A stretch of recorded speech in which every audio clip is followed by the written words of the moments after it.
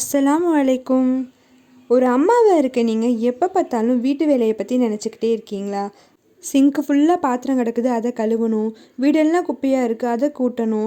ஒட்டடையாக இருக்குது, அதை துடைக்கணும். அழுக்கு துணியை துவைக்கணும், துவைச்ச துணியை காயப்போடணும், காஞ்ச துணியை மடித்து வைக்கணும். இப்படி எப்போ பார்த்தாலும் மண்டைக்குள்ளே வேலை வேலைன்னு ஓடிட்டே இருக்கா? அப்போ நீங்கள் கரெக்டான இடத்துக்கு தான் வந்திருக்கீங்க. இந்த வீடியோ உங்களுக்கானது தான். ஸ்கிப் பண்ணாமல் கடைசி வரையும் பாருங்கள். கண்டிப்பாக வீடியோ முடிஞ்சதுமே உங்களுக்கே ஒரு தெளிவு கிடைக்கும். நான் இந்த வீடியோ எடுக்க ஆரம்பித்தது பசங்க ஸ்கூல்லேருந்து வந்ததுக்கப்புறமா நடக்கிற ஈவினிங் ரொட்டீன் தான். அவங்க வந்ததுமே அவங்களுக்கு டீ காஃபி கலக்கிறது, அதுக்கப்புறமா அவங்கள மதரசா அனுப்பி விடுறது, டியூஷன் அனுப்பி விடுறது, நைட்டு தூங்குற வரையும் எடுத்திருக்கேன். பட் நான் அதை பற்றி எதுவும் இந்த வீடியோவில் பேச போகிறது கிடையாது. ஏன்னா நீங்கள் என்ன செய்கிறீங்களோ அதே தான் நானும் செய்கிறேன். உங்கள் பிள்ளைங்க ஸ்கூல்லேருந்து வந்ததுக்கப்புறமா நைட்டு தூங்குற வரையும் நீங்கள் என்ன வேலை செஞ்சிட்ருக்கீங்களோ அதே தான் நானும் செஞ்சிட்ருக்கேன். அதை தனியாக சொல்லணும்னு தேவையில்லை, பார்த்தாலே உங்களுக்கே தெரியும். அதுக்கு பதிலாக நம்ம பேசலாம் கொஞ்சம். ஏன்னா நம்மளை மாதிரி பெண்களுக்கு தேவை மனசு விட்டு பேசுறதுக்கு ஒரு ஆள் தாங்க. இன்னும் நான் அந்த வேலை செஞ்சேன், நீ இந்த வேலை செஞ்சேன்னு சொல்லி வேலையவே பேசி ஸ்ட்ரெஸ் ஆக்கிக்க வேணாம் இல்லையா?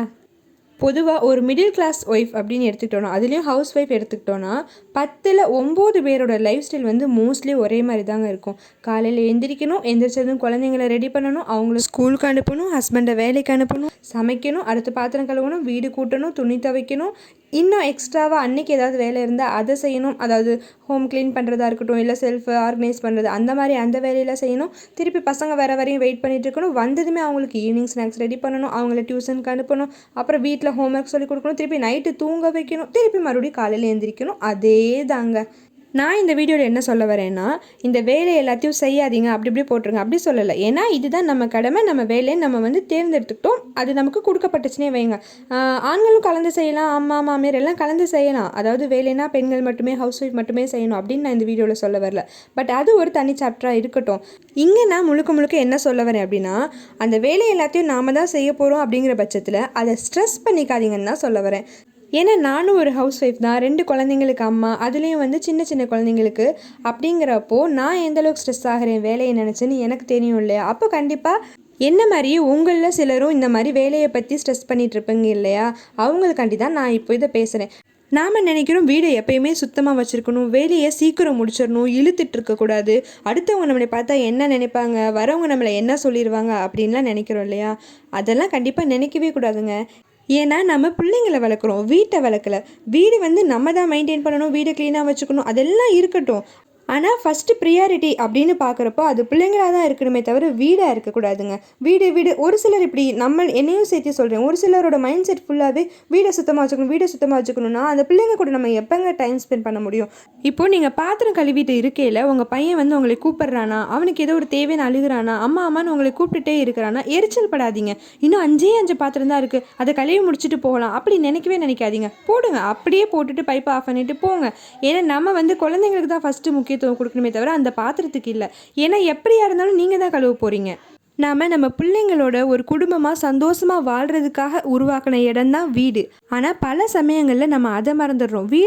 வீடுக்கு தான் ஃபஸ்ட்டு முக்கியத்துவம் கொடுக்குறோம். இப்போது நம்ம குழந்தைங்களுக்காண்டி ஆசையாக விளையாடுறதுக்கு ஜாமானை வாங்கி கொடுப்போம். ஆனால் அதுங்க அதை எடுத்து போட்டு களைச்சி விளையாடுறப்ப ஐயோ வீடே அசிங்கமாக இருக்குது பார்க்கறதுக்குன்னு சொல்லி குழந்தைங்க ஸ்கூலுக்கு போனோட்டு எடுத்து மூட்டை கட்டி பரனில் போட்டுரும். நம்மள பல பேர் கண்டிப்பாக இந்த வேலையை செஞ்சுருப்போம், நானும் செஞ்சுருக்கேன். யோசிச்சு பாருங்கள், உண்மைதானே? அப்போது இதிலேருந்தே என்ன தெரியுது, நம்மளோட கவனத்துலேயும் ஒரு அம்மாவை நம்ம பிள்ளைங்களுக்குன்னு செய்கிறோம். ஆனால் ஒரு கட்டத்தில் அது அப்படியே நமக்கே தெரியாமல் ஒரு இடத்துல மாறிட்டு பிள்ளைங்க 2வதாக போய் வீடு வேலை அப்படின்னு சொல்லி நம்ம அதில் தான் ஓடிட்டுருக்கோமே தவிர பிள்ளைங்களுக்கு என்ன தேவைன்னு அதை கவனிக்கிறதுல மறந்துடுறோம். ஒரு விஷயம் யோசிச்சு பாருங்கள், நம்ம பிள்ளைங்களை வந்து ஃபஸ்ட்டாக ஸ்கூலில் எல்கேஜியில் கொண்டு போய் விடுறப்போ பிள்ளைங்க அழுதுச்சோ இல்லையோ கண்டிப்பாக நம்ம அழுதுருப்போம். என் பிள்ளை பாவம், என் பிள்ளை நான் இல்லாமல் எப்படி இருப்பான், அச்சோ அவன் படிக்கணுமே, அவனுக்கு வந்து இனிமேட்டு அவனுக்கு ரொம்ப சுமையாயிடுமே அப்படின்னு ஆரம்பித்த நம்மளோட லைஃப் இப்போ எங்கே வந்து நிற்கிதுன்னா, பசங்க ஒரு 3rd ஸ்டாண்டர்ட் 4th ஸ்டாண்டர்ட் போனதுமே சனி ஞாயிறு லீவ் விட்டால் போதும், ஏண்டா லீவ் விடுறாங்க அப்படிங்கிற இடத்துல வந்து நிற்கிறோம். எப்படி குழந்தைங்க ஏண்டா ஸ்கூலுக்கு போகுதுன்னு ஆரம்பித்த நாம் இப்போ ஏண்டா லீவ் விடுதுன்னு வந்து நிற்கிறோம். இதுக்கெல்லாம் அடிப்படை காரணம் என்னன்னு யோசிச்சு பார்த்தா, அந்த 2 நாள் வீட்டில் இருப்பாங்க, வீட்டில் இருந்தால் நமக்கு வந்து இன்னும் வேலை அதிகமாகும். ஏன்னா அவங்க டாய்ஸை கழிச்சு போடுவாங்க, அதை பண்ணுவாங்க இதை பண்ணுவாங்க. இல்லைன்னா நம்ம வேலை ரொட்டீனாக ஒன்று செஞ்சுட்ருப்போம் இல்லையா, மண்டே டு ஃப்ரைடே 5 நாள் ஒரு வேலை செஞ்சுட்ருப்போம். அந்த நாள் மாதிரி வந்து இந்த சாட்டர்டே சண்டே கண்டிப்பாக இருக்காது. குழந்தைங்க வீட்டில் இருக்கப்போ டிஃபன் பண்ணுற டைம் மாறும். இதுவே குழந்தைங்க ஸ்கூலுக்கு போகிறாங்க அப்படின்னா காலையிலே அறக்க பறக்க எழுந்திரிச்சு லஞ்செல்லாம் அந்த 2 மணி நேரம் கஷ்டப்பட்டால் கூட பரவாயில்ல, எப்படியோ அவசரமாக சமைச்சு அதுங்களை ஸ்கூலுக்கு அனுப்பிவிட்டு வீடு கூட்ட பாத்திரம் கழுவ அப்படின்னு சொல்லி எல்லா வேலையும் முடிச்சுட்டு ஒரு சுற்றி பார்ப்போம் நம்ம வீடு. நம்மளே வந்து எல்லாருமே கண்டிப்பாக செய்வோம். எல்லா பெண்களும் இதை செஞ்சுருப்பாங்க. வேலையெல்லாம் முடிச்சுட்டு பாடுறா நம்ம வேலையெல்லாம் முடிச்சிட்டோம், வீடு பளிச்சுன்னு இருக்குது, வீடு நீட்டாக இருக்குது, எல்லா பொருளும் அடுக்கி அதது இடத்துல இருக்குது அப்படின்னு நம்ம நினைப்போம். பட் சாட்டர்டே சண்டே நம்மளால் இப்படி நினைக்க முடியாது. ஏன்னா எந்த பொருளும் அதது இடத்துல இருக்காது, வீடு குப்பையாக இருக்கும், பாத்திரம் சிங்கில் கிடக்கும், சமையல் வேலை முழுசாக முடிஞ்சிருக்காது, துணி துவைச்சிருக்க முடியாது, துவைச்ச துணியை எடுத்துருக்க முடியாது, 2 நாள் வீடு நம்ம கண்ட்ரோலில் இல்லை அப்படிங்கிற மாதிரி வந்துடும். பார்த்தீங்களா, நான் ஃபஸ்ட்டே சொன்ன மாதிரி நம்ம குழந்தைங்கன்னு நினச்சிட்டு இருந்தது போய் வீடுன்னு சொல்லி வீடு நம்ம கண்ட்ரோல் விட்டு போயிடுச்சுன்னு சொல்லி அதுதான் நமக்கு கவலையாக இருக்கும். ஸோ நான் ஒரு முடிவு எடுத்திருக்கேன். வீடு குப்பையாக கிடக்குதா, கிடக்கட்டும். அழுக்காக இருக்கா, இருக்கட்டும். வீடு எங்கே போயிருப்போகுது, வீடு அங்கேயே தான் இருக்கும். அதே மாதிரி அந்த குப்பையும் அங்கேயே தான் இருக்கும். ஏன்னா நாம் தான் துடைக்கணும். ஸோ நம்ம எப்போ வேணாலும் துடைச்சிக்கலாம். ஆனால் நம்ம பசங்க அப்படி இல்லைங்க, சீக்கிரம் வளர்ந்துருவாங்க.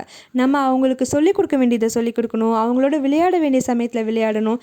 நம்மளோட முழு தேவையும் அந்த குழந்தைங்களுக்கு தானே தவிர நம்ம வீட்டுக்கு இல்லைங்க. சரி, நம்ம சேர்ந்து ஒரு முடிவு பண்ணலாம். எப்போல்லாம் வேலை நமக்குள்ளே ஒரு ஸ்ட்ரெஸ் வருது இல்லையா, அப்போல்லாம் நம்ம என்ன நினச்சிக்கணும், நம்ம நல்லபடியாக வளர்க்கணும்னு நினைக்கிறது குழந்தைங்கள தானே தவிர வீட்டை கிடையாது. இதை நினச்சிக்கிட்டாலே போதுங்க, நம்ம வேலையும் ஈஸியாகிடும், நம்மளோட ஃபஸ்ட்டு ப்ரிஃபரன்ஸ் குழந்தைங்களாகவும் இருப்பாங்க.